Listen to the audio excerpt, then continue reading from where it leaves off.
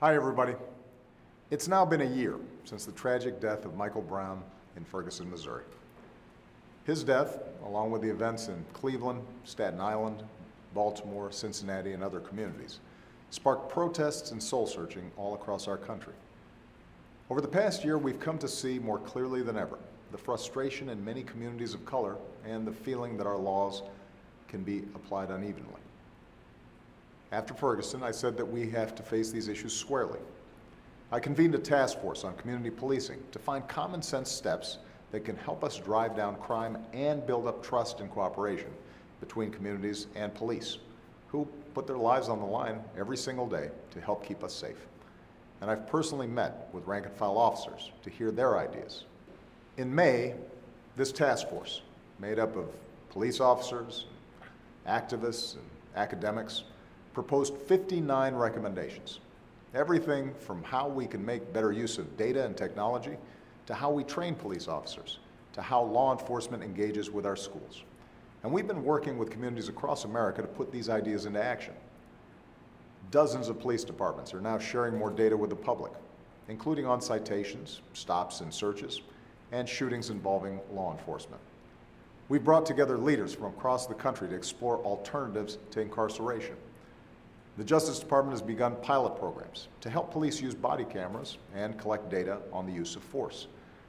This fall, the department will award more than $160 million in grants to support law enforcement and community organizations that are working to improve policing. And all across the country, from states like Illinois and Ohio to cities like Philadelphia, Boston, and Nashville, local leaders are working to implement the task force recommendations in a way that works for their communities. So we've made progress, and we'll keep at it. But let's be clear, the issues raised over the past year aren't new, and they won't be solved by policing alone.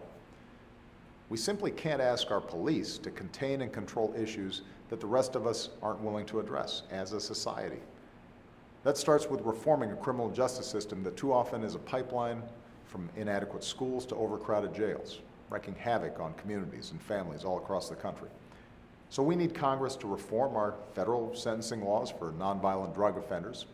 We need to keep working to help more prisoners take steps to turn their lives around so they can contribute to their communities after they've served their time.